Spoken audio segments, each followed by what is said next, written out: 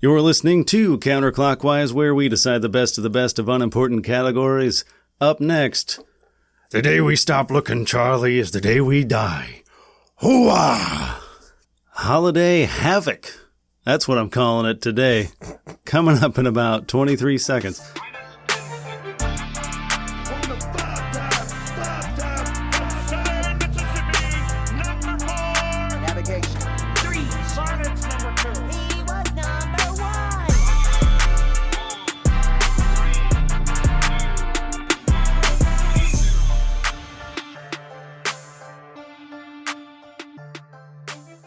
What are those little Lego dudes in front of the Myers house?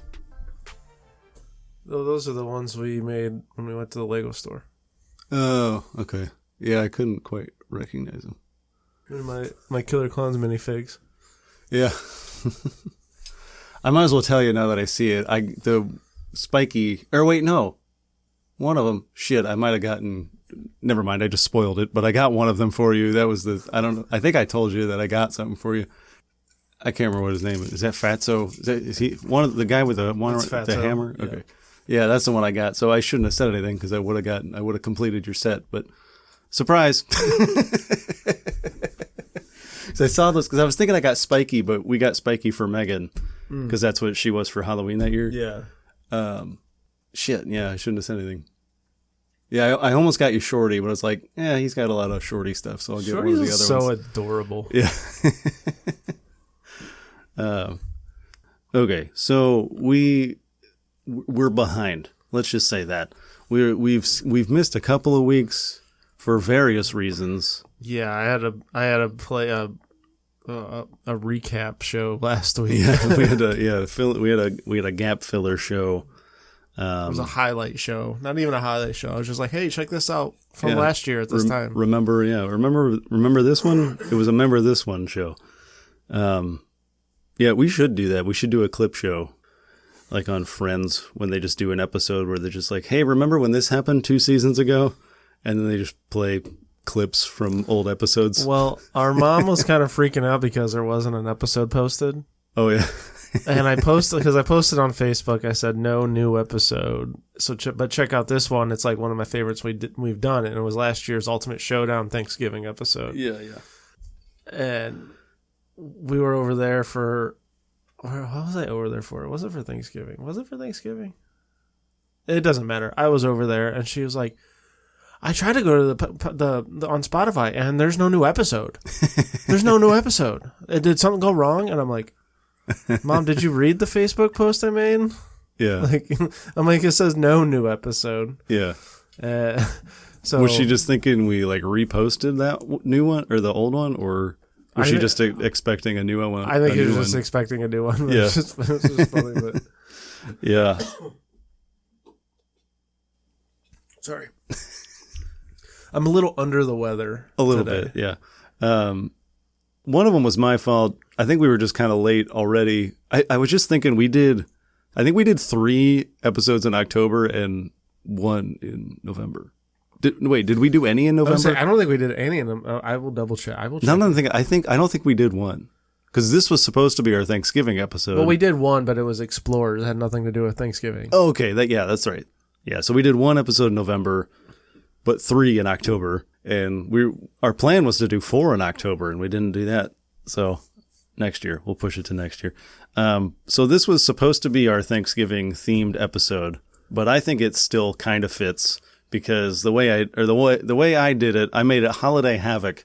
So I have a bracket for you that I kind of half showed you already. Yeah. I didn't reveal any of the competitors here. I have a blank bracket in front. Yep. All those words that you just said. A blank bracket in front of me. Yeah.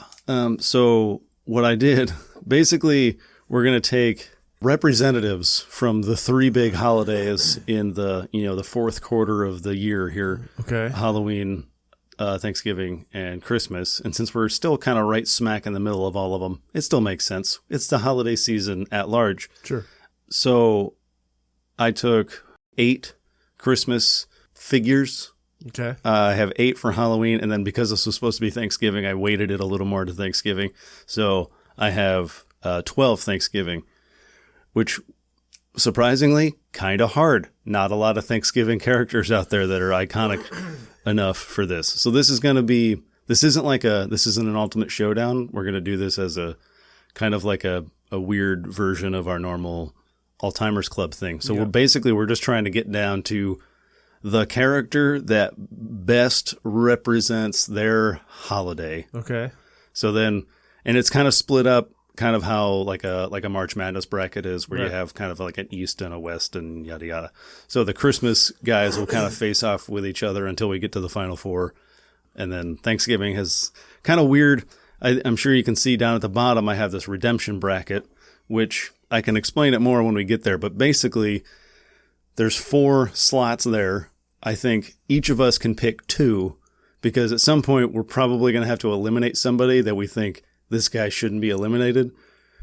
Okay, so this will be. Yeah, I gotcha. So you get to pick 2 of the ones that we eliminated, and I'll let you know. We're going to wait until. You can see where the slot is. So we'll do that, and then we'll do kind of like a little mini bracket to get that down to 1 entry. Once we get down to, what is that? The 8, the Elite 8. I think Elite 8 is probably trademarked, but I'm saying it anyway. Come at me, NCAA.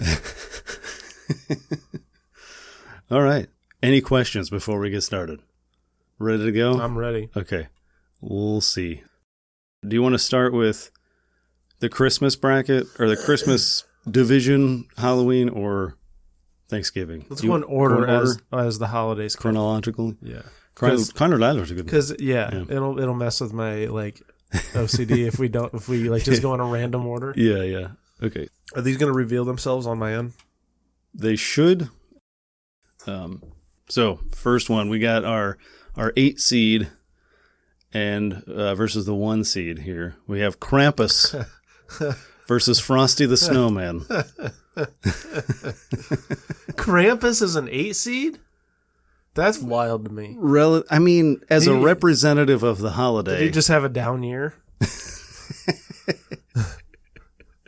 As a character, compared to you got Frosty the Snowman as a 1 seed representing the holiday. You'll see where the rest of them go, and I think it'll make sense. I was kind of surprised. These were hard to rank. Okay. The other ones were fairly simple, I think, but the Christmas one was hard. I thought you said we were going in chronological order. I forgot to do that, is what happened. I was ready to go from the top, because that's on my screen. It's at the top. So I'm like, I'm going top down. You're wanting to go chronologically, which I should have realized. So I should have put Halloween on top, but okay. So scratch that. We'll come back to Krampus and Frosty the Snowman. But in the Halloween division, we have the 8 seed versus the 1 seed. We have 8 seed Pumpkinhead versus the 1 seed, obviously Michael Myers. That's an obvious 1-8 matchup there. Yeah. Pumpkinhead obviously just squeaked into the tournament. Yeah, barely. Mostly he's just here because he's a horror villain and it's got pumpkin in the title. And we've brought up Pumpkinhead almost at least once every Halloween episode we've done. Oh, for sure. We always bring him up for no reason. He's just always in there. Was that or was he was the one in the competition? He was in like a punching competition or something with Jason, right? From Jason Takes Manhattan. Yeah, it was like a Rock'em. No, it was sort of we'd like. Have to pull it. I'd have to. It was like wasn't it like a distance competition? Like who could? Okay, I think it was multiple. It was like a gauntlet type of thing. It was an impromptu match, if you remember. Yeah, that's when he put Jason's music in there. My God, that's Jason's music. Oh my God, that's because Jason came in later because it was Pumpkinhead versus somebody else. I can't remember, but yeah, it was like I don't remember what the other one. It was like Pumpkinhead won. No, it was that's what it was. I think it was Pumpkinhead versus Pumpkinhead, the Cleveland fan.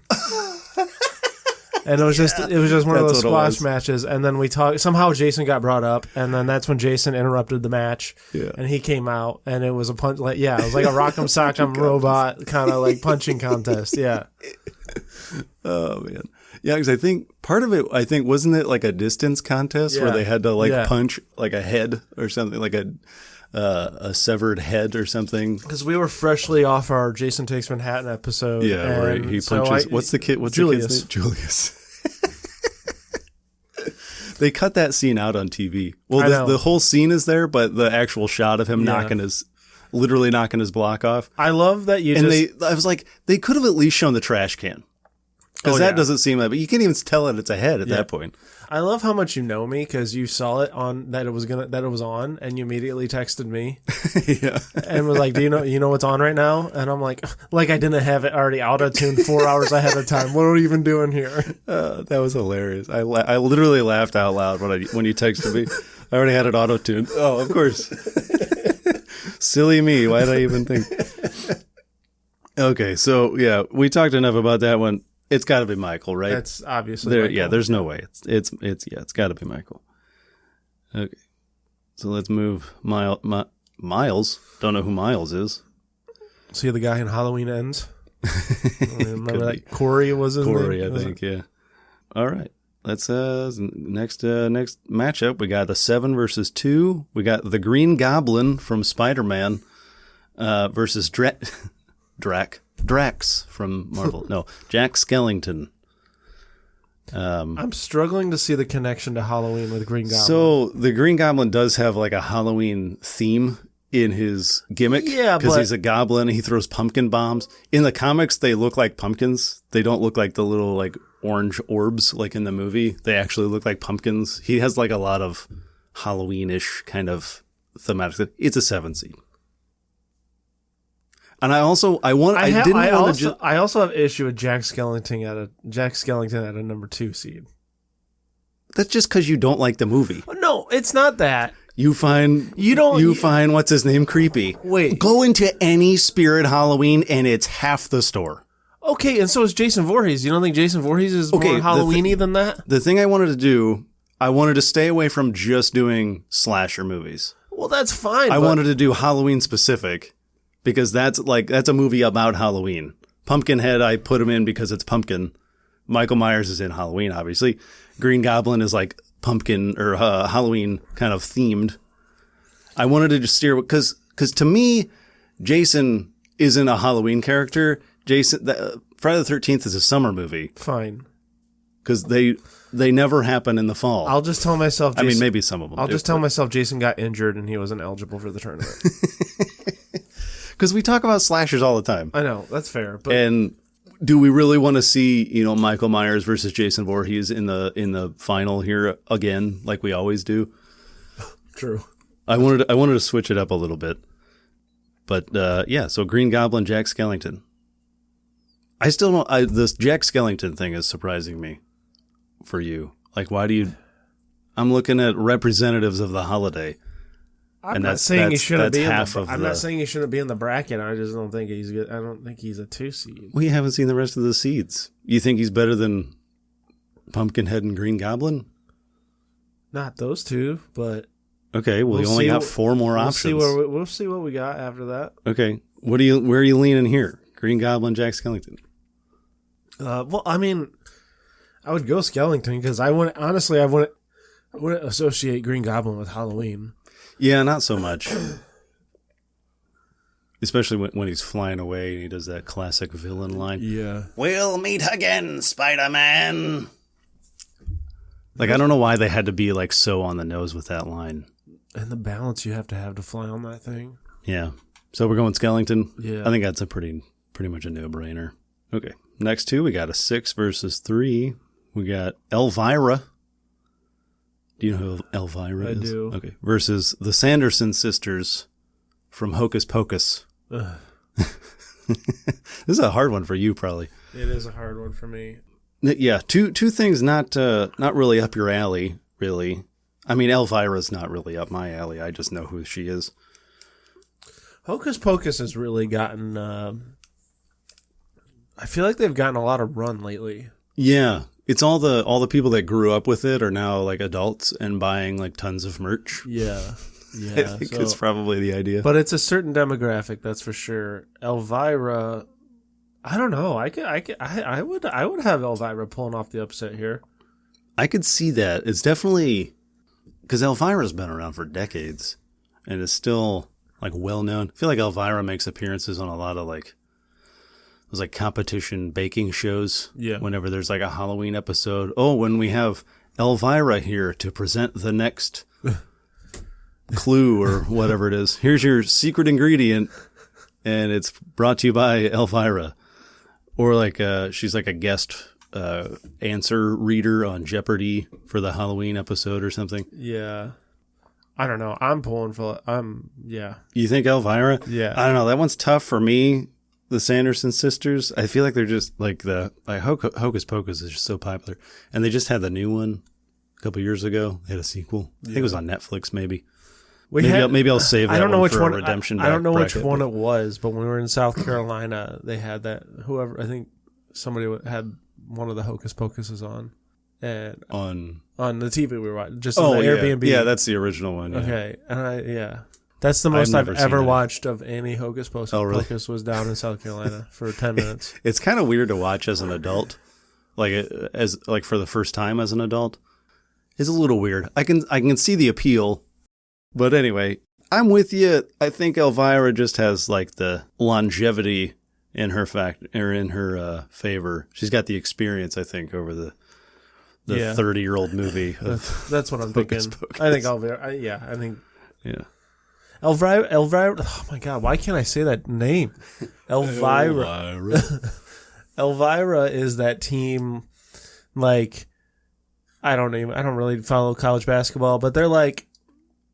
Almost like a Gonzaga, where they're like good. They're pretty good every year, but even if they have a down year, there's that one year where maybe they're a lower seed than they should be, but you can't ever. Yeah, they're gonna. They could make a Final Four run. Mm-hmm. All right, pretty simple. So last entry for the Halloween group here, we got Sam from Trick or Treat, the little guy, versus the Headless Horseman. Of Sleepy Hollow. I think I'm going Mr. Head here.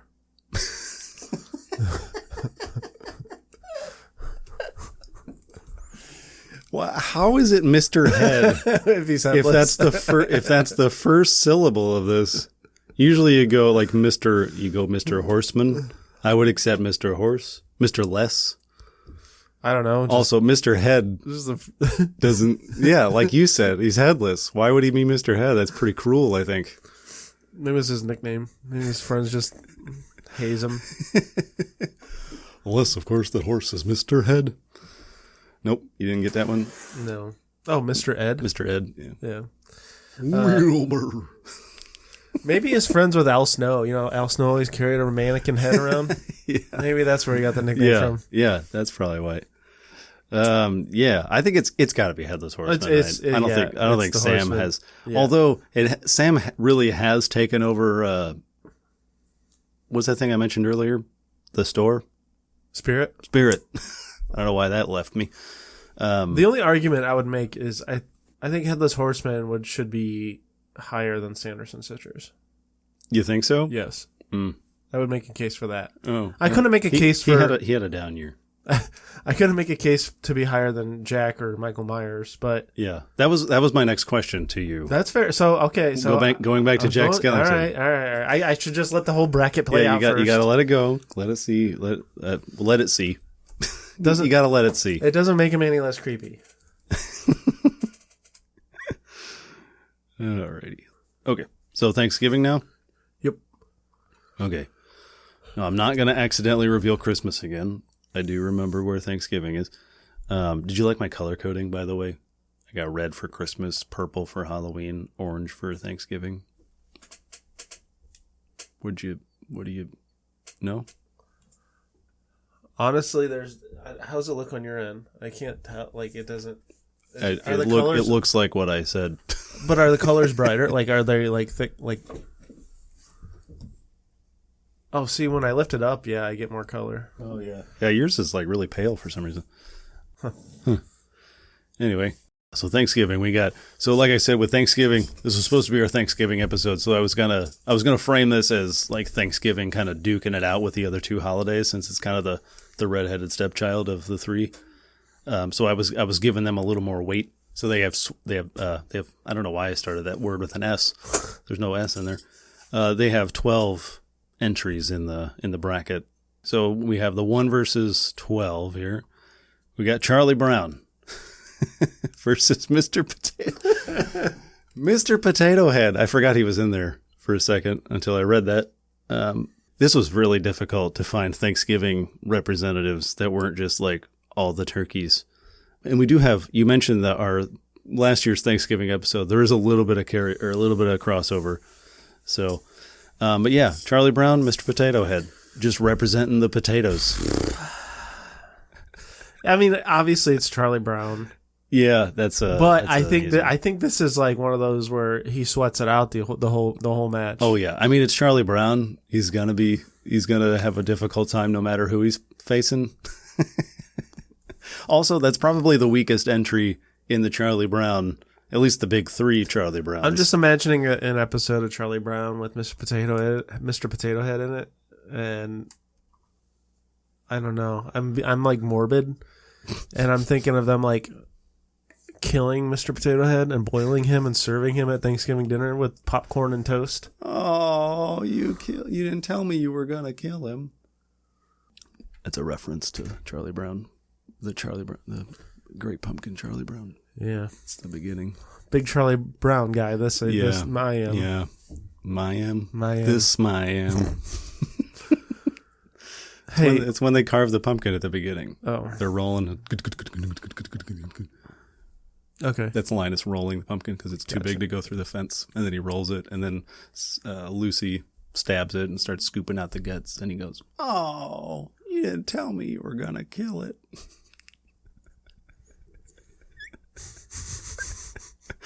Yeah. Charlie Brown wins it. Let's move on. Oh, man. Okay. We got the 11 versus the 2. We got Tom Turkey from Macy's Thanksgiving Day Parade. Did I say all the words correctly? My brain short-circuited halfway through that. Versus Turkey Rick from one of... Are there more than one Thanksgiving... Is there more than one Thanksgiving episode of Rick and Morty? That's the only one I can think of, but it's a Thanksgiving episode of Rick and Morty. Where Rick turns himself into a turkey. I got Trinity to start watching Rick and Morty. Yeah. It's good. It's such a great series. It is amazing. I was bummed because I was very excited when Pickle Rick came on. Oh yeah. Didn't like it. No? Didn't like the episode.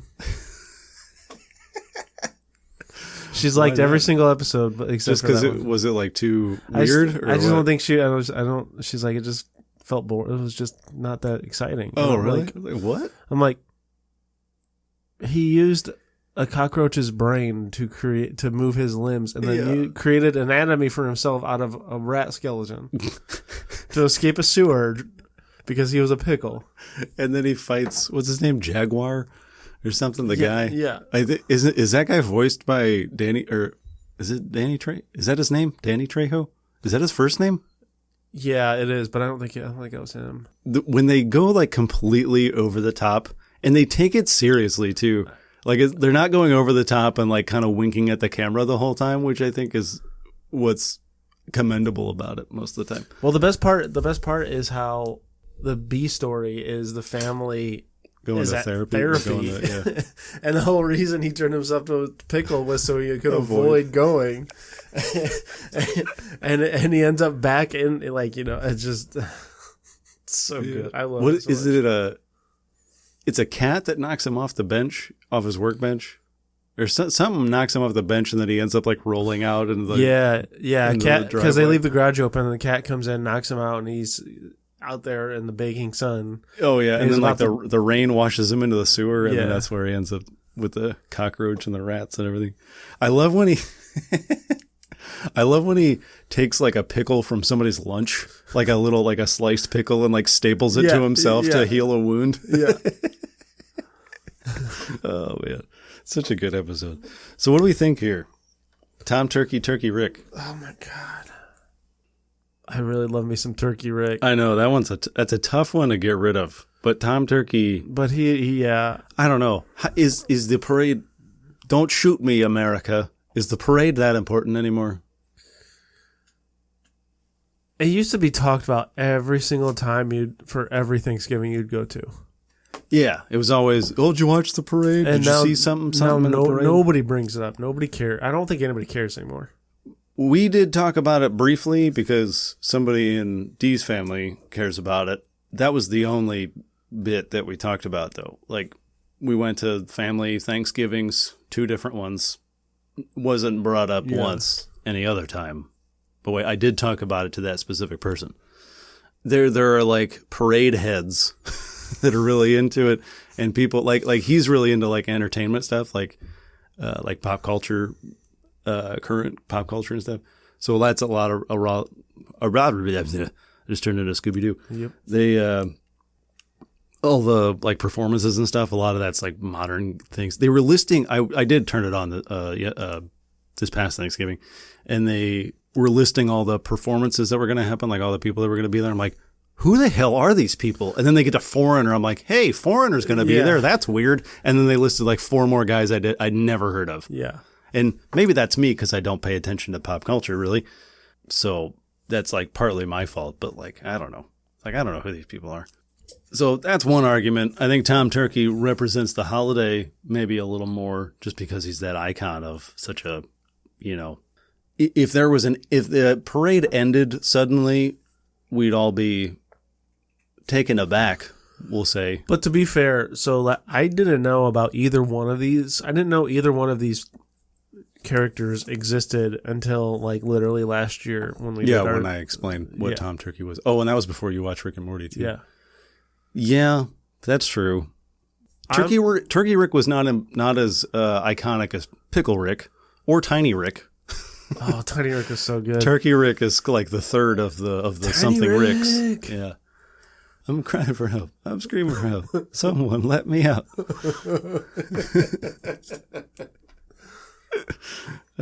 Yeah. So, and that was a later season too. That was like season like 5 or something. So yeah, I don't know. I just love the reasoning behind it.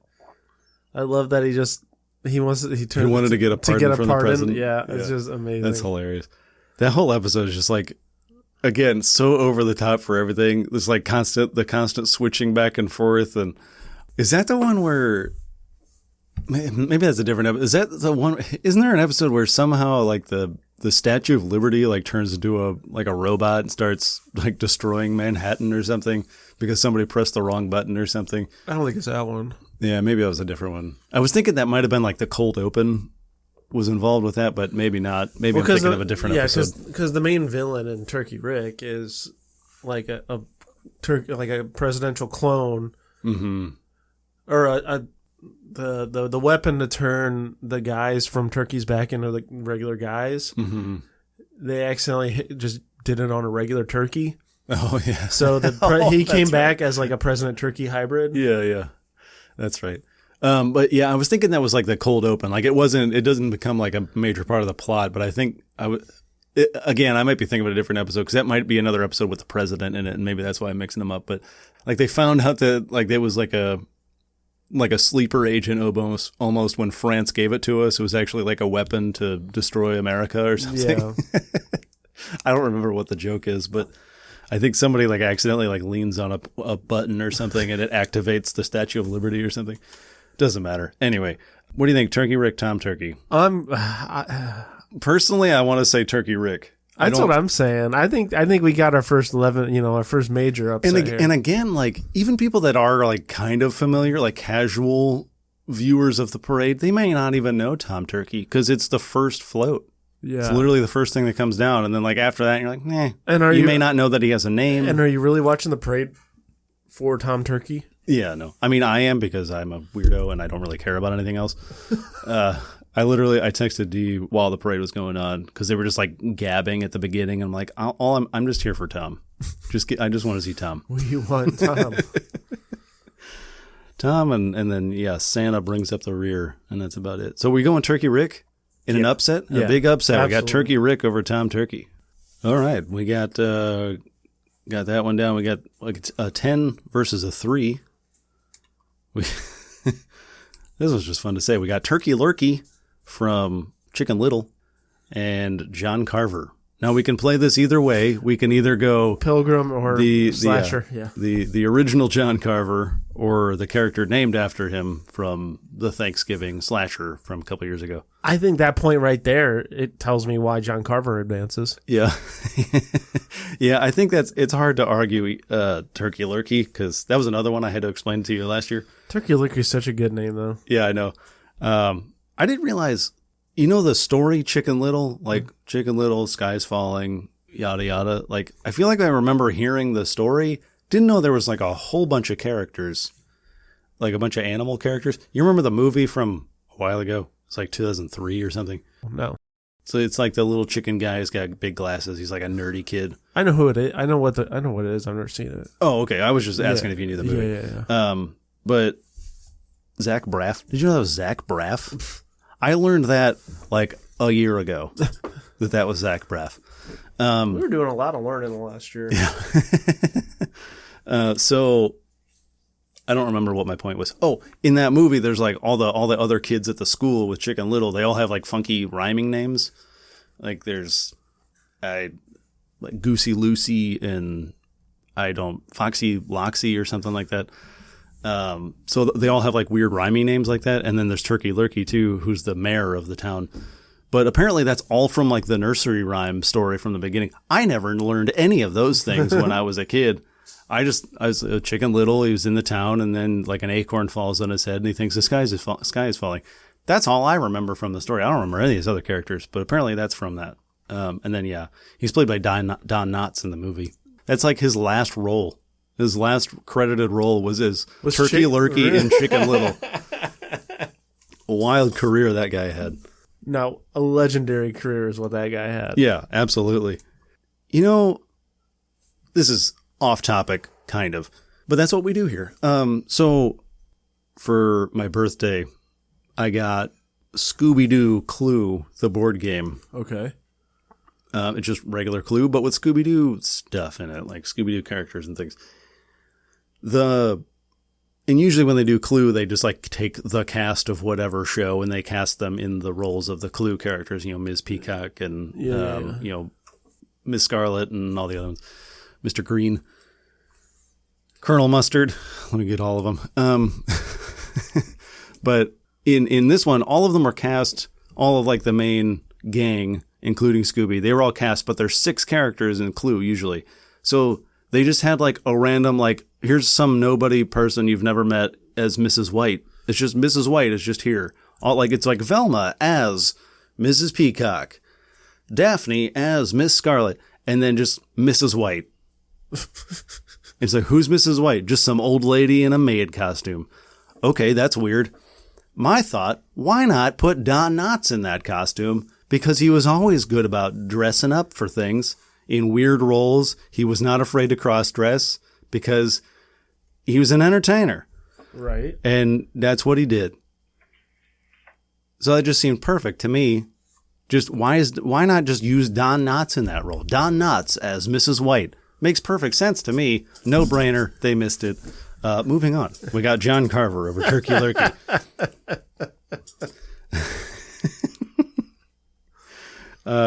What a perfect name for a horror villain, by the way. Oh, absolutely. Like you can't make that up. Yeah. Like literally John Carver. Oh, Carver, like carve a turkey. Yes. I didn't even put that perfect together. Yes. Oh, I'm stupid. You got a Thanksgiving horror movie. Oh, of course I'm going to use John Carver. Come on. Oh man, that's good. Yeah. I feel dumb now. Anyway, we got a 9 versus 4 here. We have the Cranberries versus Del Griffith from Planes, Trains, and Automobiles. That is John Candy's character, which is a often forgotten Thanksgiving movie. It's too forgotten. It's such a good movie. It's a great movie. I think people forget that it's Thanksgiving because they're mostly just on the road, and it's so snowy. Like has it ever snowed that much around Thanksgiving ever? But anyway, it is a Thanksgiving movie. That's why they're trying to get home. That airport scene, man. Oh yeah, I know. That's something. That's just peak comedy right there. I want a fucking car right fucking now. What'd she say? Do you have your paperwork or something? No. I threw it away. Oh boy. Oh boy, what? You're fucked. And then it just cuts to like the goofiest fucking music. Yeah. I've heard people say there's no reason for this to have worked, but it absolutely does. The scene when they're driving down the highway and they end up on the wrong side of the road, and Steve Martin's character realizes it, and he looks over at John Candy, and he just like transforms into the devil, and he just starts laughing. Yeah. like that's what he's seeing. He's like, this guy is just pure evil. He's here to torment me. And he just like turns to the devil and just starts laughing, and then he snaps back, and it's back to being Del Griffith again. Yeah, I like to think because he's sleeping, so he's just coming out of it, and you're still a little woozy, still a little hazy, and he sees headlights coming at him. He's like, this guy's crazy. What the fuck's going on? Like that's such a weird, like, surrealist moment in this movie or something. I don't know if surrealist is the right word, but it's just like a crazy, step out of reality, but it's so funny to me. And then doesn't he transform into like a deer or something too? I don't remember why. I think so. There's something like that too, where there's like another thing like that. Anyway, I love when the family comes up next to him and they're like, "You're on the wrong side," and Del's just mocking him. He's just like, "Oh, this guy's on the sauce."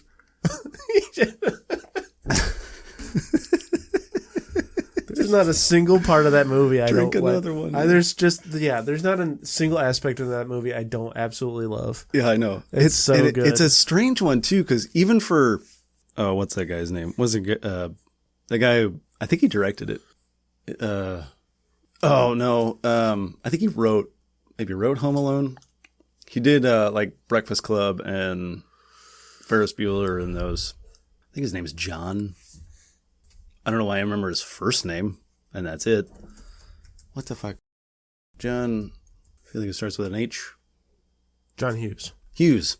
I was thinking like Houston, so I was close. Just had to cut off the second half of the word. Yeah, sure.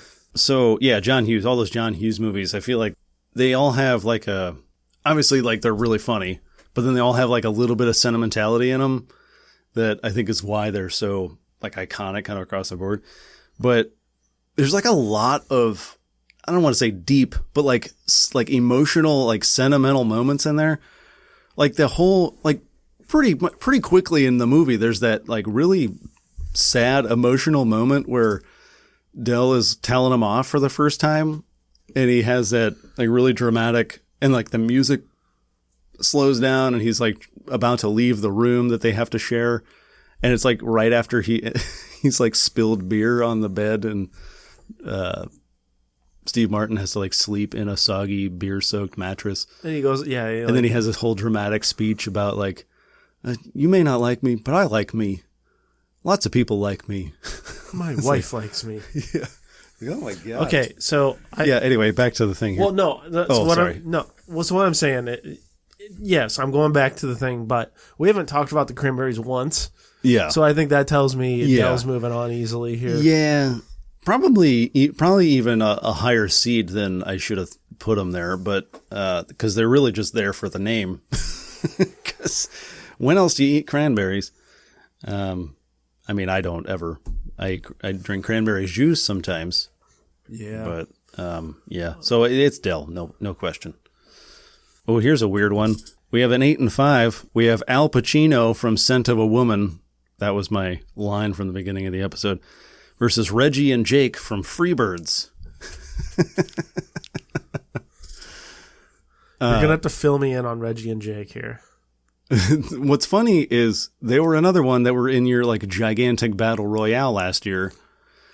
Oh yeah, it's from that animated movie about. I think it's about Thanksgiving. I think it's They're two turkeys trying to escape something because they don't want to become Thanksgiving dinner. That's right. I've never seen the movie. Apparently, there's a lot of like big names in that. I didn't realize. Like I think like Owen Wilson and stuff. Yeah, I kind of forgot I put those two in there. Have you ever seen Scent of a Woman? Yeah. I've Not really a Thanksgiving movie, but I always consider it one because it takes place over Thanksgiving break. And Pacino did win an Oscar for this movie. Okay, so I don't know if it was an Oscar-worthy performance, but he won an Oscar for it. I am going to defer this one to you because I don't know either one of these two very well. Yeah, okay, so yeah, Reggie and Jake, animated turkeys in a movie from like a handful of years ago. It's a Thanksgiving movie. Not a lot of clear Thanksgiving movies out there. This is one that is just about Thanksgiving. Very few movies out there that are about Thanksgiving specifically. Al Pacino, like I said, he won an Oscar. This isn't really a Thanksgiving movie. It's a kid learning life lessons from a blind ex-Marine movie. It's kind of a legal drama, sort of. It's also like a coming-of-age thing. It's an old man coming-of-age movie kind of thing, where, yeah, he's like on his last... He's on his last hurrah. Kind of a deal, kind of coming to grips with reality type of age thing. Weird movie, kind of. Not kind of, it's a weird movie. But he did win the Oscar for it, so I will say that. It's a good performance. It's a little over the top. You know, when people do an impression of Al Pacino now, it's always like the big, loud, ho-ha, ho-ha. I think that's the son of a woman character, and that's kind of who he became for the rest of his career. Because he was a lot more subtle early on. Like if you ever watched The Godfather, he's like completely different. But this is where that kind of thing came from, where he's like not really making eye contact with anybody. But in this movie, it makes sense because he's blind, so he's not supposed to make eye contact with anybody. But that's kind of just like what he does, like in Heat. 'Cause she's got a great ass. I gotta watch that movie again too. Yeah, I like that movie a lot. I think another upset. I'm going with Pacino just because I don't know Freebirds at all. And if he was good enough to win an Oscar, he was good enough to get past the first round. Is that good with you? All right. Last entry here for Thanksgiving. We got Honest Abe himself, the great emancipator, Abe Lincoln. I just realized what the matchup was. The great emancipator, Abe Lincoln, versus Wednesday Addams. What the fuck? Oh, man. And okay, wait. Wednesday Addams Thanksgiving? Yeah. Like, so, have you ever watched Addams Family Values? No. There's a section in the movie where Pugsley and Wednesday get sent to summer camp, and one of their like assignments or whatever is they have to do a play, I think, and they stage Wednesday's group. They stage the first Thanksgiving as a play, and Wednesday does like the realist version, like, hey, this is what actually happened, and she like turns it into a whole thing about the Pilgrims massacring the natives and stuff, which is like, you know, the real story of the first Thanksgiving. So she takes it really, and it's like a really iconic scene for fans of the thing. So a lot of people, if you look up lists of Thanksgiving movies, a lot of times Addams Family Values is on there, even though it's really just that one scene. Yeah, I can't say. I mean, okay. To be fair, I can't say I think of Thanksgiving for either one of these people. Well, Abe Lincoln established the national holiday of Thanksgiving, so that he's actually why we celebrate it. I just feel like Wednesday's more Halloween. Fans of the movie would argue otherwise. Fans of that specific movie, because they say she does definitely represent Halloween. But yeah, I mean, but okay. But we're not just... Are you specifying that movie? Just Wednesday Addams as a character. So, and that's part of the aspect. Sure, but that's like one aspect over a whole Addams family. Like, okay, I don't, what about Abe Lincoln? Do you think if anybody was listing the accolades of the great emancipator, do you think they would mention Thanksgiving? Establishing Thanksgiving as a holiday? No. I don't. That's why this one's confusing, because that's what I'm saying. Like relative to the holiday itself. So that's why I'm honing in on those two things.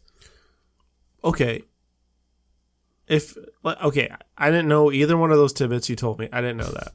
I didn't know either one of those. Uh-huh. Okay, so if you're telling me for the first time, yeah, Abe is associated with this, Wednesday's with this, I would think the bigger deal would be Abe.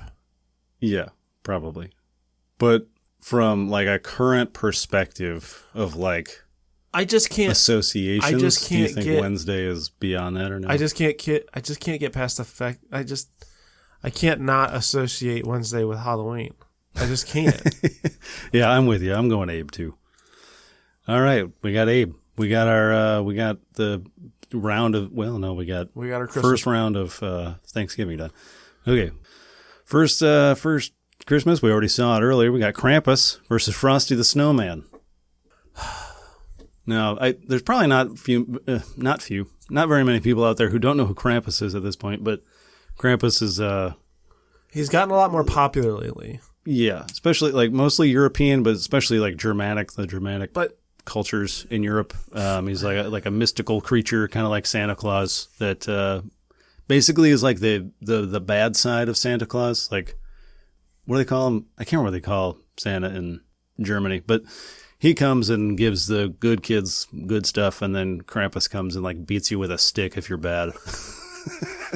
Oh, is that like Belschnickel? Yeah, it's similar to Belschnickel, yeah. Frosty the Snowman, he is a blue blood in this tournament. Yeah. And no matter who you put him up against the first round, he's advancing. Yeah, it's tough to argue that one. Sorry, Krampus. You just got a bad draw. That's all it was. Yeah, if we were doing this in Germany, Krampus all the way. Yeah. But we're not. We're doing it in America. In the good old US of A, where Frosty the Snowman rules Christmas. So here we go. All right. Now we got the 7 versus 2. We got Scrooge Ebenezer versus the other Christmas grump, the Grinch. Wow. I didn't even mean to match these two up. They just ended up being... That's a 7-2 matchup. That's crazy to me. I'm telling you, Krampus was the last seed, the lowest seed. These are tough. Scrooge got screwed in this. You think Scrooge should be the 2 and Grinch should be 7? No, I think... Or do you just think Scrooge should be higher? I think they got... I think they got... Well, you got to wait. This is a Jack Skellington all over again. I'm just saying. I think he got a bad draw. I don't necessarily... Oh, you mean being matched up with a Grinch? I don't necessarily disagree with the seeding. I just saying like... That's a tough matchup. That's a tough one. Yeah. It's Grinch. I mean, it's not even a close matchup. Grinch is so popular, and it's so much more popular than it used to be. Name any single line that the Grinch says. Do I need to? I'm doing a test here. Took you a second. Give me a line that Scrooge says. Oh, bah humbug. Mm-hmm. Fair. That's fair. That's fair. That's just my argument.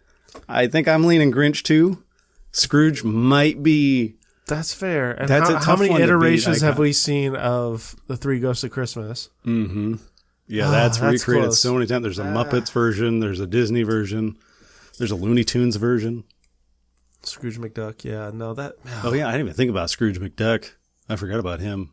In the Looney Tunes version, I don't even think it's Scrooge McDuck. That is a lot closer than you would think. Or no, that's not Looney Tunes. That's Disney. I think what gives Grinch the edge is he was always popular, but he's becoming more mainstream and more popular now. Oh, yeah. I just don't think... Like I mentioned with... whoever and or Jack Skellington and Spirit of Halloween, you go down any place that's got Christmas decorations and it's 40% Grinch. Okay, so here's my test.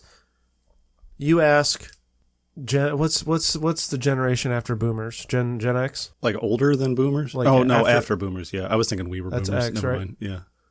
You were thinking we were Boomers? No, I was like in my head I was thinking millennial, but you said Boomer. I'm like, wait a minute. Yeah, okay. Boomer. Then so Gen if you X, ask Gen X if they know who Grinch is, of course they're going to say yes. Yeah.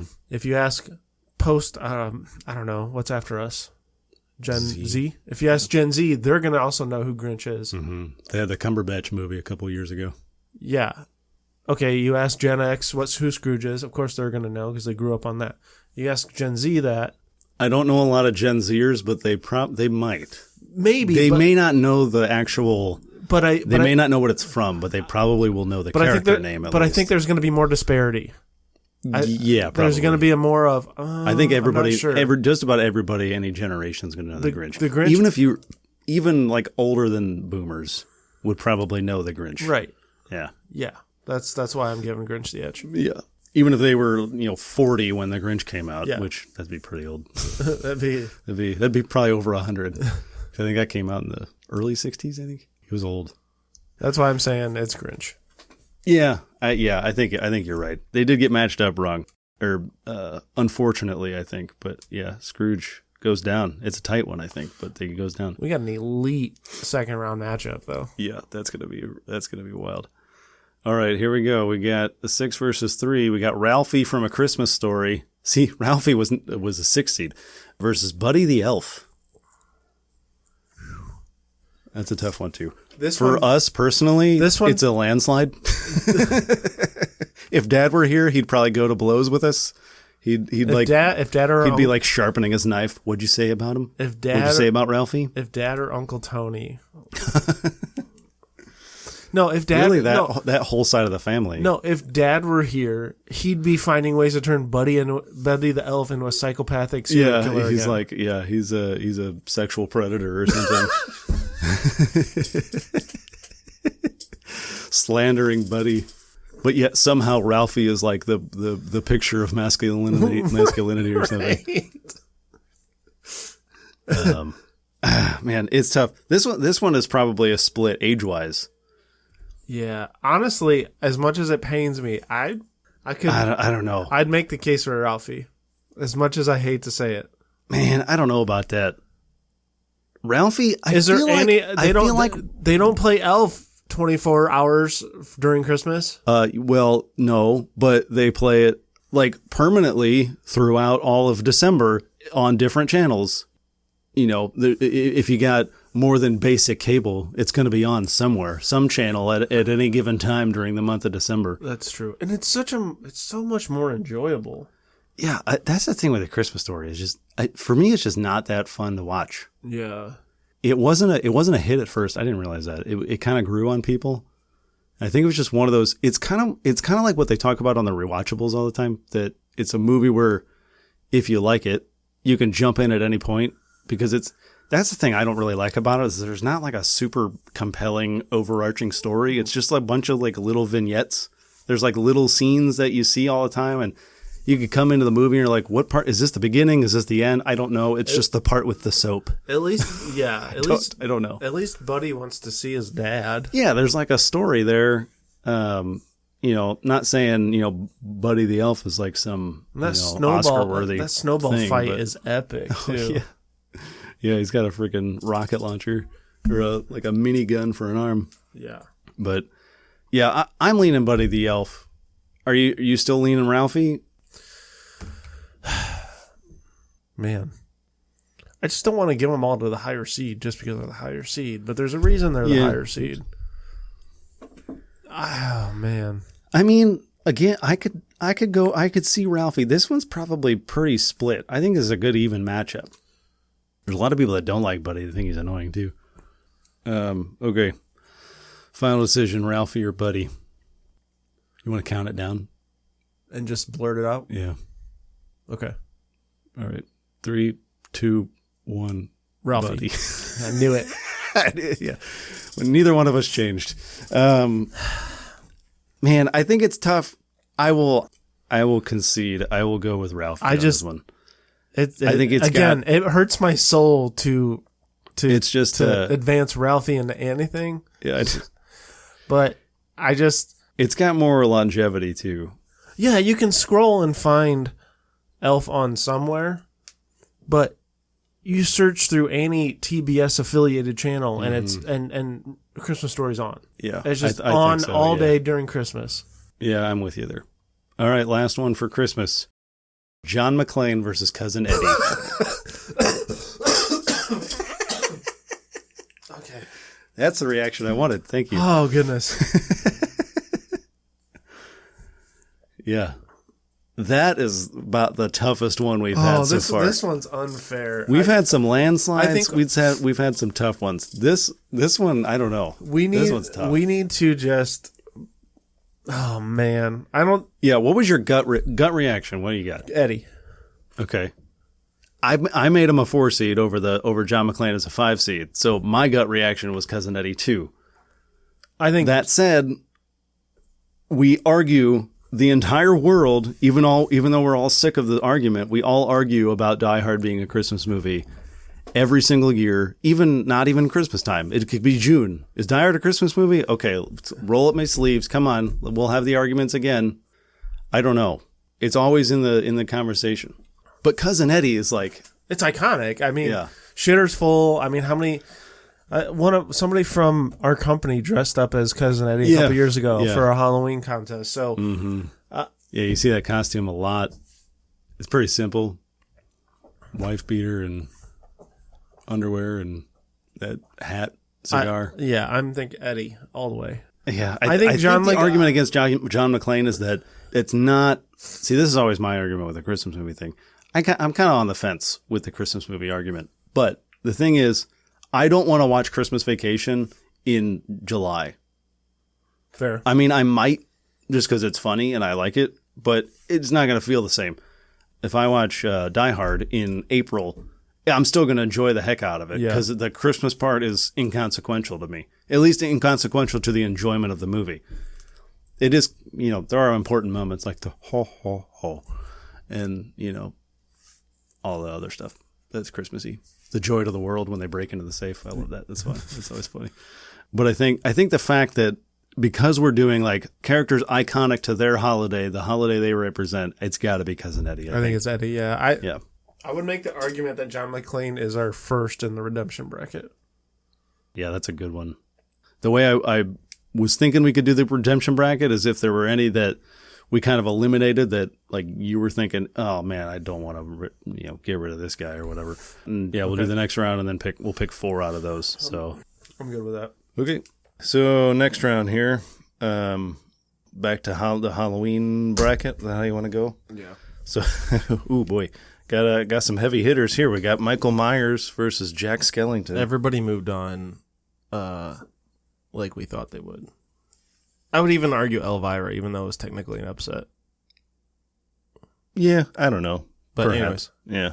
Yeah. All right, so Michael and Jack Skellington? Yep.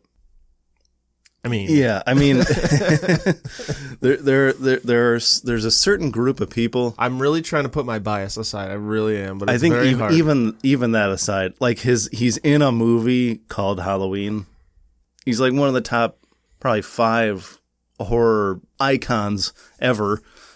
Jack Skellington is definitely up there, but Jack Skellington, you could almost argue, is also a Christmas figure in a way. Yeah.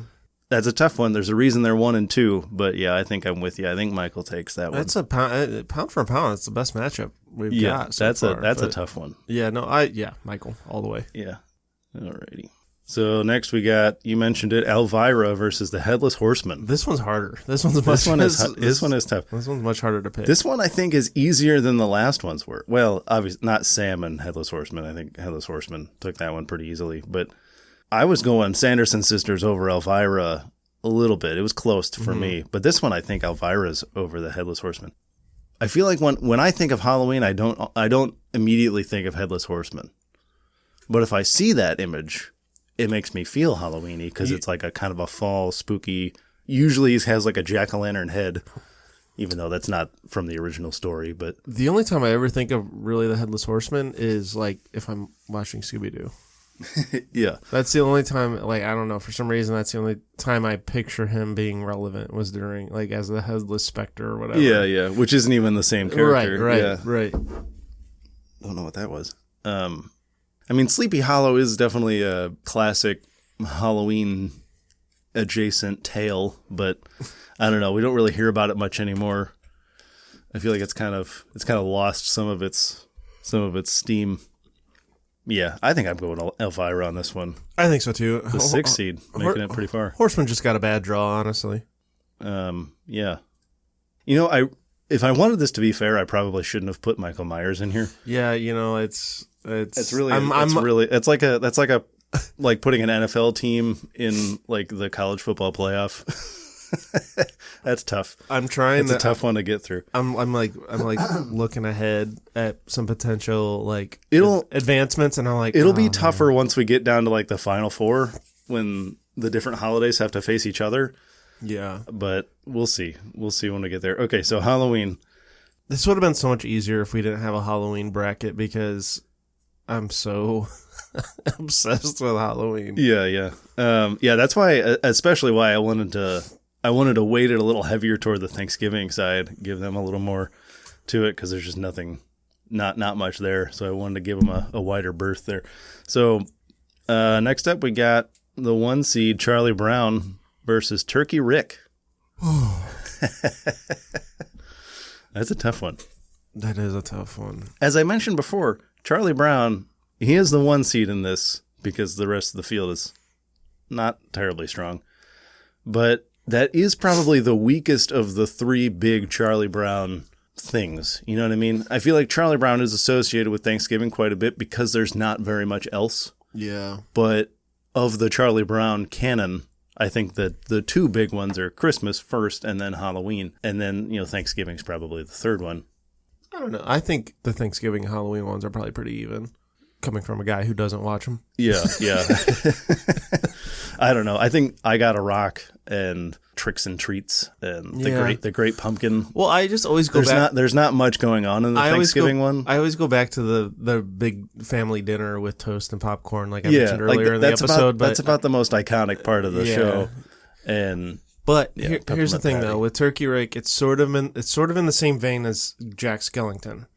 Mm-hmm. It's popular, but it's popular with a very specific certain group, fan base. I bet we could go around to, let's just say, to 20 random people. Let's just say we're interviewing people for like fucking Family Feud or something. Yeah. And I don't even know the question you'd ask, but like, let's just say it's name something associated with cartoons and Thanksgiving or whatever. Mm-hmm. Obviously, Charlie Brown's probably going to be like the number 1 answer. Yeah. Turkey Rick might be like the one that's like a 2-pointer. It's like answer number 9. Yeah. If we were making a Family Feud answer, if we were the people they called, if it was 100 Brandons and Tylers. I was just going to say, if we interviewed 200 Brandon and Tylers. Yeah, I get you there. I did rewatch the episode. Little peek behind the curtain here. We're doing this in 2 parts because of various circumstances, so we had to break it up. But anyway. Well, I was under the weather when we first recorded, and now I'm fine, and now you're under the weather. Now I'm under the weather. We just switched places. Yeah. But so I rewatched that episode. He's not really he's not really a turkey for very long. It's kind of like Freaky Friday, but with like germs. With germs. We just switched places. I don't know. It was bad. Oh, I thought you were talking about Turkey Rick. No. Because that was like a body switching thing. So I'm like, I'm on Turkey Rick. No, I zoned out. I zoned out and I wasn't paying attention. He didn't get like a turkey cold. Yeah, I wasn't listening to anything you just said. I just had that thought in my head. It's just, me being sick in the first part, you being sick, it's just Freaky Friday with germs. I got you. Yeah, okay. I'm with you now. But I rewatched the Turkey Rick episode, and he's not really a turkey for very long in that episode. Like the Pickle Rick or the Tiny Rick episode. It's a pretty big impact, though, but yeah, you're right. But Turkey Rick, he's really only a turkey for like, I don't know, maybe 5 minutes, and then he's back to being just like a normal guy later. As much as I love Turkey Rick, I think it's Charlie. Yeah. It's Chuck. Charles? He's all yours, Priscilla. That was my Peppermint Patty impression. Just very raspy. It sounded like Peppermint Patty was like 900 years old. Anyway, next one.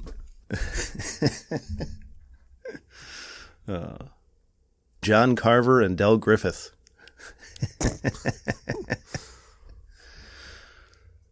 I love the matchups our episodes come up with because it's always just like, what the fuck, man? Yeah.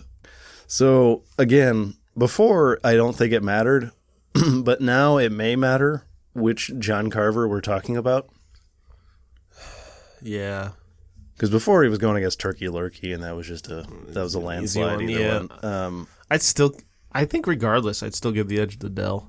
You think so? Yeah. Yeah. 'Cause I feel like John Carver isn't one that you think of all the time, even when you're thinking of like the first Thanksgiving or like the classic story. Like, when I was watching the movie, the Thanksgiving slasher, when they mentioned John Carver, I was like, ooh, that dame, that lady over there, that name rings a bell. Didn't know anything about him.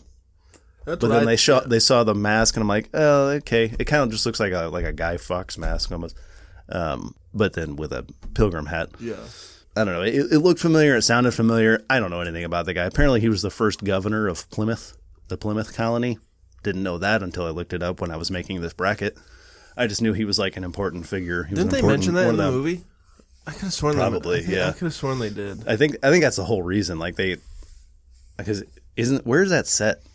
Somewhere nearby, right? Yeah, and they all have Boston accents, so because it's whatever town is in the place where Plymouth was, basically. Yeah, they just I think it's basically what it is. I think they probably just created a town. Yeah, Plymouth 2. Until that movie came out, he was nothing, and I don't think that movie is really beloved by a large group of people. Yeah. So even together, I don't think they have enough to take on Dell. Yeah, he is the director of sales. I was going to make the point, but it's not. Shower curtain ring division. I was going to make the point, but it's not really a good point. That if we have to decide between which John Carver, I feel like that automatically gives the edge of Del Griffith, but it's not like there's two Del Griffiths to choose from. So it's not really a good point. I was just trying to make. So it doesn't matter. I get you. I still think Del. He's just so iconic. Oh, in I that know. Movie. Yeah. There's not a scene from him in that movie that I'm not laughing at. Oh, I know. Yeah, it's so good, start to finish. Yeah. Okay, next one. Here's a weird one. We got Al Pacino from Son of a Woman versus fantastic versus our 16th president, Abe Lincoln. And I'm trying to keep Thanksgiving in mind while we're doing this. Yeah. I don't think with my being a little bit under the weather, I can't break out the Pacino anymore. You did it early in the episode. It's okay. Yeah, it's one and done for this one. Although I think I probably did more than one. You got the the quota in with the great ass. You got all that. You got all that in. You got what you needed to say. Yeah, I forgot I did the great ass part too. This one's tough. I don't really associate Al Pacino with Thanksgiving, only because I know that movie is set at Thanksgiving. I don't associate Abe Lincoln with Thanksgiving either. Other than the point you made that he made the basically holiday, created the holiday. Yeah. So I think for that reason alone, it's got to be Abe. Yeah. But it's only because he's got kind of a weak matchup. Yeah. But yeah, Abe Lincoln. Abers. Abe Lincoln. Abers. That may be the first time he's ever been called that. Oh boy. Okay, so Christmas, the Christmas bracket. We got. Here's another tough one. I should have mixed up these a little bit. I think I ended up with a lot of high seeds together. But anyway, we got Frosty the Snowman. Yeah, versus the Grinch. Oh my god. Yeah, you should have put the 7-2 matchup in the other bracket. Yeah, probably. I didn't really think about that part. That's all right. That's all right. Oh well, because that happened with a lot of these. Well, actually, no, because it's an elite Sweet 16 matchup. Like I can't complain. That's true. But... Yeah. Oh, Frosty the Snowman versus the Grinch. The problem with this is any point I could make about Frosty, I can make the same point for Grinch. That is true. They both have. The Grinch has been around longer. I don't know about the song. I don't know when the song was written. The Grinch is a little bit more. I would say it's a little bit more popular, or a little bit more pop culture-y. Yeah, especially right now. For some reason, he's having a big renaissance. You go down any like Christmas aisle in like a Walmart or a Target or something, and it's 55% Grinch stuff right now. Yeah. Yeah. And then 10% everything else. You'd be lucky to find any Frosty the Snowman, anything. Yeah, you might, like one thing. You might see one thing if it's a smaller place. I think this conversation just talked me into it. I think Grinch wins. For this era currently, yeah, I think I'm going Grinch. Going into it, I was thinking Frosty all the way. I think we both talked, whatever. I talked both of us into it, or we talked ourselves into it. Whatever. I don't know what I'm trying to say. Yeah. All right. Next one. Oh, this one's an easy one for us. No, Eddie. Ralphie. Ralph. You're not even going to let me say Nope. it. We have Ralphie from A Christmas Story versus Cousin Eddie. Eddie. He just steamrolled him. Yeah. Sorry, Ralphie. You got past the first round. You had your little moment with Buddy the Elf. Kick your little field goal and go home. Yeah, that was their little Cinderella story. They got past Buddy the Elf, the juggernaut Buddy the Elf, and then Ralphie just gets creamed by Cousin Eddie. Okay. I feel like he was the one where like he came into the matchup riding that high, and then that was the team that just talked all their shit, and then they just got dog walked immediately. All right, now we're choosing redemption, right? Yeah, this is where we get our redemption bracket going. So, do we want to just choose 5 or 4 between us, or do you want to pick 2? I pick 2. Yeah, let's do 2 and 2. Okay. You want to get your 2 first? And if we get a duplicate, or do you want to go back and forth? If we get a duplicate, yeah, let's we can go back and forth. You pick the first one. Okay. And then this is anybody that is eliminated in the first or second round, correct? Yeah, anybody that's currently eliminated. Okay.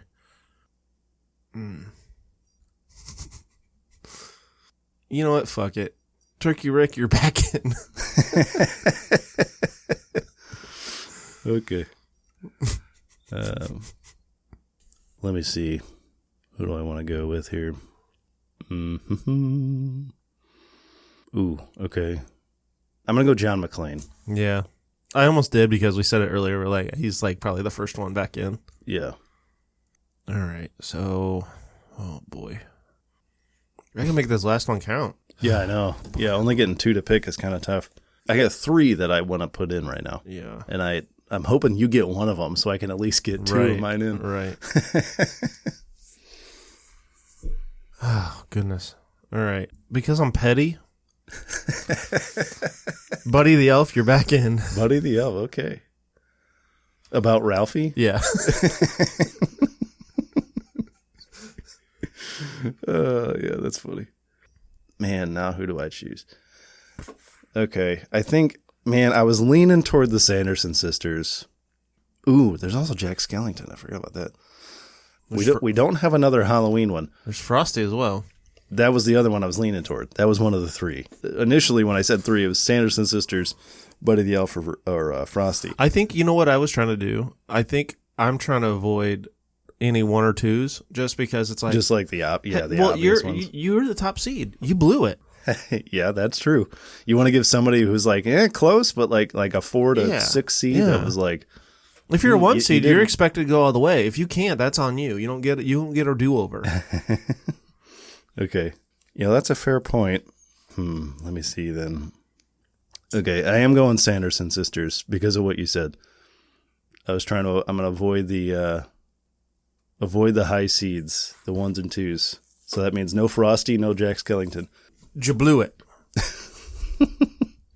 Okay, so now let's go through the redemption bracket so we can fill out. Yeah. The winner of the redemption bracket goes into the Elite 8 here. Okay. Okay, so we're going to do Buddy the Elf versus the Sanderson sisters. Now that one, I feel like that's a similar age group of fans there, except for I think Buddy the Elf is probably a little bit broader. Not a lot of super young folks doing the Hocus Pocus fandom. Like you're probably like the high point your age bracket. Oh yeah.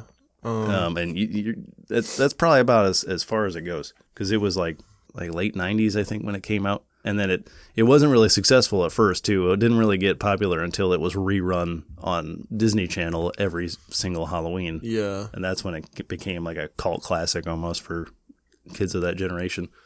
But it's Buddy the Elf. It absolutely. Yeah. I mean, I'll listen to the argument. I'll hear it. But I think it's a closer matchup than I maybe initially thought. Yeah. But these guys left it all on the court. They both like to sing.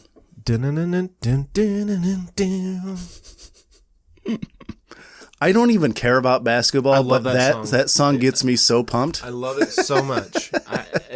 No, let me tell you something. They were cooking in the late 90s, early 2000s. All of those. Like Monday Night Football and all those. They were cooking with the music. Now it's like AI garbage right now. Yeah. But oh man, it just goosebumps. Like I think they still do it, but it's not as prominent. NFL draft. When you watch it on ESPN, yeah, the little tone, the little chime, but when the draft pick is in. Oh yeah. And then when they're showing the highlights of the player drafted, the background music, it's like I'm ready to go train and go play for the fucking Vikings, man. Like, let's go, dude. Yeah. All those, yeah. Or I can't remember what it was for, but you always see it on like those old clips. I don't remember what. I assume it was a certain series of NFL films or whatever. But there's that certain music they're playing where it's like almost like you're watching a western or something, and they're or like a one of those epics, those like biblical epics or something where they're walking across the desert. Yeah, it's that kind of music. I think it's just the regular NFL films. You have that like super deep voice guy. Yeah, Bo Jackson. Pat. I think it's Pat Sable. Is that who it is? Yeah. I'm sure you know who I'm talking about. There's like that very particular voice. Yeah, it's like him and the EA Sports It's in the Game guy. Yeah. Like those two voices are iconic for me. We should do that. That should be immaculate reception. That should be one of our next topics. Is like voiceover guys. Yo, that would be a really good one. That's a good one. That's a good. We gotta add that to the list. Yeah, that's like right up my alley too. Anyway, so Buddy the Elf.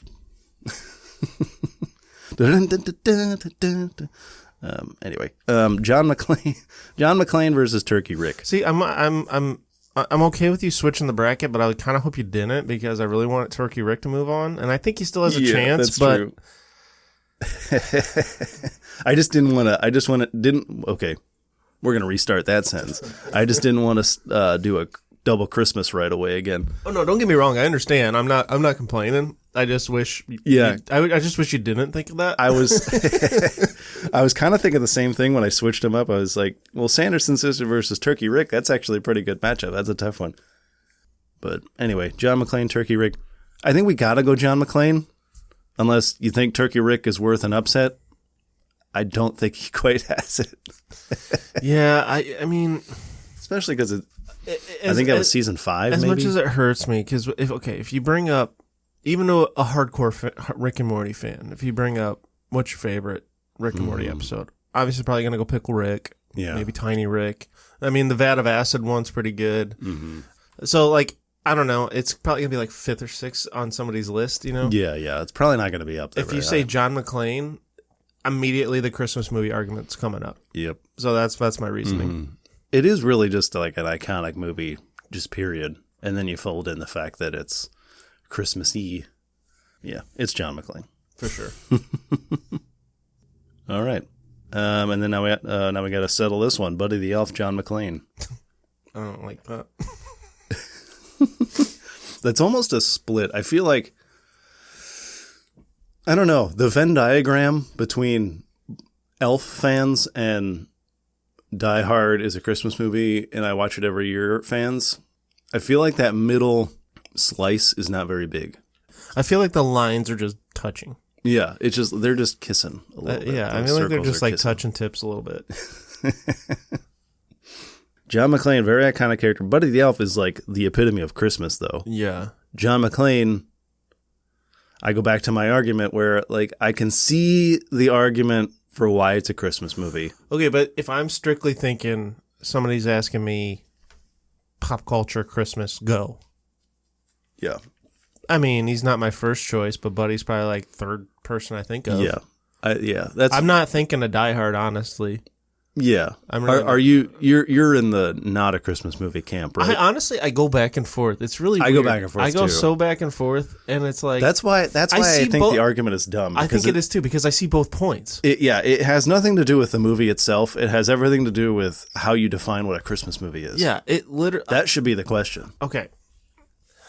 I can't believe we're gonna fucking do this, but we're gonna. To me, I guess I lean more towards it's not, because to me, a Christmas movie is a movie about Christmas and about Christmas the themes holiday, and like, yeah. Coming together as a whatever, there's different variations. But when I think of Die Hard, it's just an action movie that literally takes place on Christmas. Yeah. And then it has some Christmas elements. Yeah, they throw in some Christmas stuff there too, but it's not teaching you Christmas values. Yeah. And my thing is like, you could take the Christmas out of Die Hard and it would be the same exact same movie. Yeah. It's like some of the lines are different, like now I have a machine gun, ho, ho, ho. Now he just says, now I have a machine gun. Ha, ha, ha. Neener, neener. I like yours better. Yeah. Well, and then like he's not wearing a Santa hat or whatever. And then like, maybe they're just having like they could just be having a part, because that's part of why all those people are there is because they're having a holiday party. But like they're opening a new building or something. Maybe they're just having an office party to celebrate, opening a new branch or something. I don't know. Well, and people have excuses to have holiday parties all the time. And maybe it's an extreme example, but like if you take Christmas out of, Elf, it's just like a Netflix drama. Yeah. You know what I mean? Like so that's the whole point of is that he's an elf. He works at Santa's workshop. He's coming. He's raised by elves. There's so many and underlying themes, like his dad is basically Scrooge, and he loves the snow. He's told me 15 times. Yeah, I mean, and like, yeah. So okay, I guess I'm on the side. It's not a Christmas movie. Yeah, but I think the people that see it as a Christmas movie, they define Christmas movie as anything that involves Christmas. And I can see that. I can understand that argument. I don't see it that way. Like that's the difference, is how you define the movie or how you define the genre. I see Christmas movie as a subgenre of itself. These are all Christmas movies. Miracle on 34th Street, Elf, Four Christmases. It's in the title, Christmas Vacation. It's about the holiday. Yeah. But other people see it as just like, oh, it's a movie that has Christmas elements to it. Mm-hmm. So it depends on your definition is all it is. Anyway, we're way off topic. Yeah, but I'm thinking Buddy. That's my pick. For everything we just said, yeah, I think it's Buddy. We've talked so much about how stupid that argument is, and we just got into it ourselves. Yeah, I know.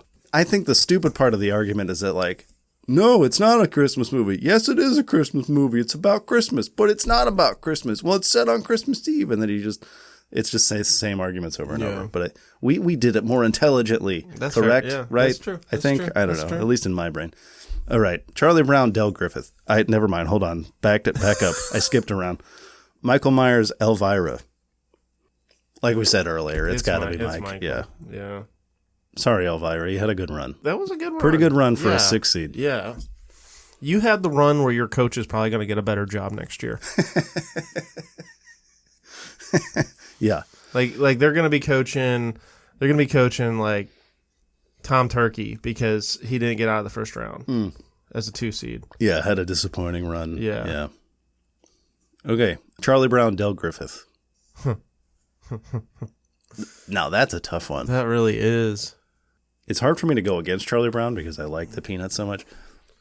I think Del Griffith is the one, though. I think he takes this. It's hard for me to go to. Honestly, it is hard for me to. I don't like Charlie Brown. I don't. It's just not my thing. But it's still hard for me to go against it. But it's like an important part of. Honestly, if you're thinking Del, then hey, you don't need to. Well, it's just like twist my arm. If you think of Halloween, if you think of Thanksgiving movies, that's like one of like 3 that everybody thinks of. Like there really aren't that many. Yeah, you could name a million Halloween movies or like just spooky movies that you watch. Christmas movies, obviously, there's a million of them. Thanksgiving movies, there's like 5. Yeah, and one of them is Planes, Trains, and Automobiles. Even though it's not really that Thanksgiving-y, but I still consider it a Thanksgiving movie. It's one of the first movies you think of for that holiday. It's a tough one to get rid of Charlie Brown, but I think, like what I was saying earlier, it's the 3rd most important Charlie Brown special. Yeah. All right. And probably my 3rd favorite. I don't know, though. It's still good.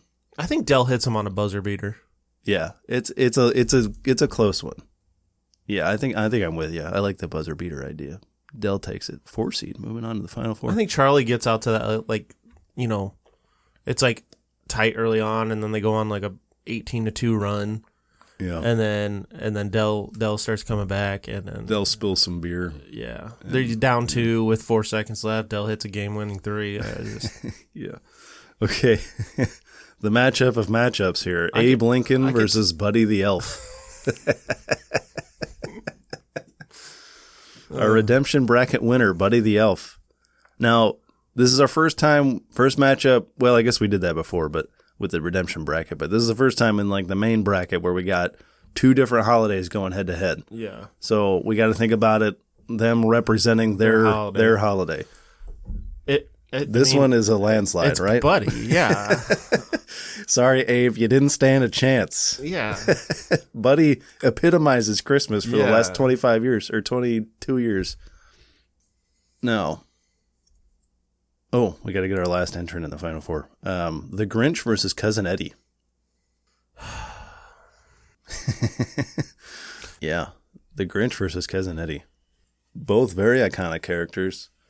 Yeah. The Grinch has been around for so damn long, though. It has.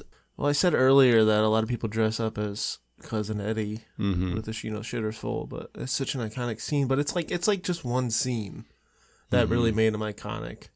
Yeah. I mean, there's other funny lines in the movie. Don't get me wrong. It's not like he only has one good part, but that's the one that everybody goes back to. Whereas Grinch as a whole, I feel like is more popular and more. And if we were going by the movie, if we were going by Christmas Vacation, it might have a bigger argument or a better argument. Cousin Eddie's like a fifth of the movie. Yeah. And the Grinch has had different iterations. You know, obviously you had the book first, and then you had the original cartoon, which is, you know, my go-to. And then you had the weird Jim Carrey version, which is beloved by a certain group of people. It really is, and I just don't. I don't get it. I mean, you know my Jim Carrey feelings. Yeah, but I don't. Well, yeah, I actually do like Jim Carrey, but I don't like that movie very much. I think just the longevity and, you know, what we said about Cousin Eddie, I think Grinch has to take that one. It's an elite Final Four matchup too, by the way. Yeah. Wow. Well, we did split it up quite a bit. We have a 1, 2, 3, and 4 seed in the Final Four. Okay. Del Griffith, Buddy the Elf. Final Four matchup here. Winner goes to the championship. We've said all the arguments for everybody. Yeah, I don't feel like we need to make any more. What's gut reaction? What do you think? Buddy. Me too. My heart says Del. My gut says Buddy. Yeah. That's tough. But yeah, I think I'm with you there. It's got to be Buddy, I think. Sorry, Del.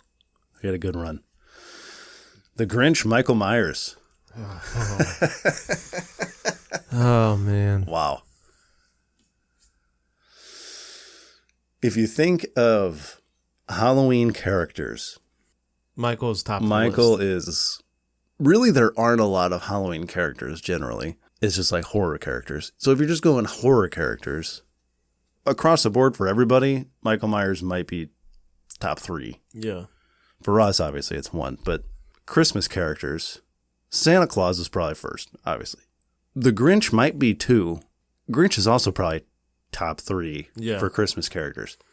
So I'm just trying to go through it, and I'm not helping myself. You're throwing shit at the wall. Yeah, no, you're seeing what sticks, and I get it, but yeah, that doesn't really help us very much because they're both very close to the top of the list. The movie is called How the Grinch Stole Christmas. The book is called How the Grinch Stole Christmas. Michael Myers is in a movie called Halloween. Yeah. Do we hold it really against? Feel like hold it against Michael that I don't think we can. Most of the sequels suck. No. We don't hold that against him? Are we just going by classic Halloween, Michael? I'm going off of... Or just the character? I'm just going off the character and the pop culture impact. Okay. Because, those movies are so bad. Now, to that I will say, Halloween season comes around, and you're walking through the neighborhood, or walking through a store, walking through Spirit Halloween. Michael Myers... Not a large percentage. No. A good percentage. He's not overtaking the halls, the aisles. The Grinch really is. Even in Halloween, yeah.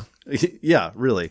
But yeah, Christmas time rolls around and there's like entire aisles dedicated to Grinch stuff. Oh my God.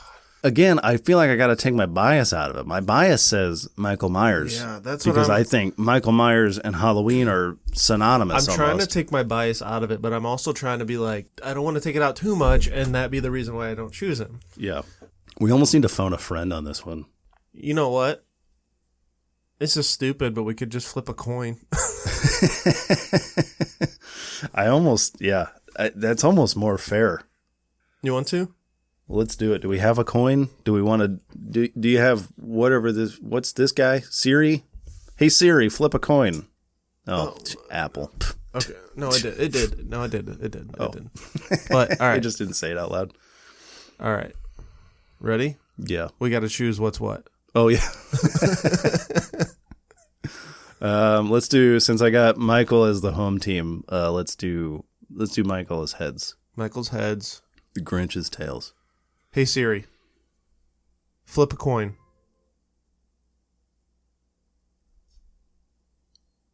Heads. It's heads. Michael Myers. Michael moves on. Okay, Michael moves on. So we got in the final, in the championship match, the championship game here, Michael Myers versus Buddy the Elf. I wish it was tails, because this would be such a better argument to make. Oh, I know. Buddy the Elf, what's your favorite color? Michael Myers' favorite color is black, according to the Rob Zombie movie. Because here's the problem. Then New Loomis says, well, black isn't a color. It's the absence of color. And then Michael's like, what? I'm 6. Shut the fuck up. Here's the problem. Every argument we've made about the Grinch, we can make about Buddy to a lesser extent. This is almost one of those where Grinch I feel like the real championship match was probably the previous round. Yeah, because Grinch and Michael Myers is probably the true. Yeah, Grinch has beaten Buddy the Elf, in my opinion. So I think so too. I think I don't know. I know it's. I feel like I'm copping out here, but it Michael over Buddy. Yeah, I think you're right. You probably shouldn't have included Michael in this tournament. Yeah, I think that was probably our problem. Yeah, but I'm with you. I think it's Michael. Michael's literally just like, it's Halloween. It's synonymous with Halloween. Yeah, we need to do a redo without Michael and just see what happens. Maybe when we do our revisited episode, we'll do that. That's fair. All right, so Michael. Yeah. Michael Myers. Havoc champ. No, wait. Did I say Holiday Havoc? Holiday Havoc yes, champ. You got to change it up. We don't want to get sued. Yeah. Sorry, WCW. Anyway, yeah, that went. I don't know. I was a little surprised by some of these, but yeah. I mean, obviously the end result not surprising at all with us. Michael Myers, there's your champ, the GOAT.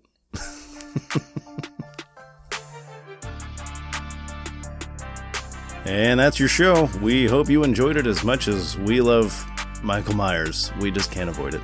And you can pay that love forward by sharing this podcast with your friends and family, holiday fanatics, Thanksgiving fans, all those things. A coat rack?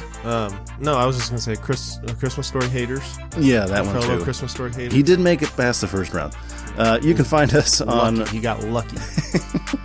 You can find us wherever you get podcasts, so don't forget to subscribe so you never miss a new episode. You can give us a star rating and leave us a review or a comment. Let us know what we got wrong, but we didn't get anything wrong. We got this one perfectly. All that stuff helps us get seen out there, but the best way to share really is just telling somebody you know.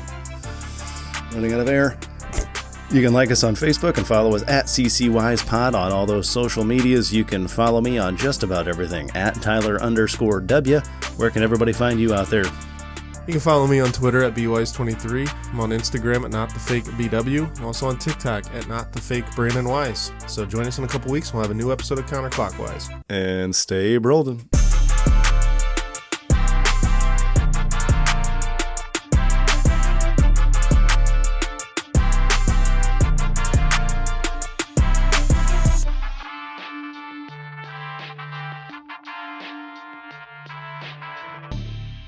Join us in a couple weeks and we'll have a fresh episode of Connor. Jesus Christ. What the fuck am I doing? What was that? We'll have a fresh episode. ... Of Clowner. My brain forgot the brain. Yeah, it happens.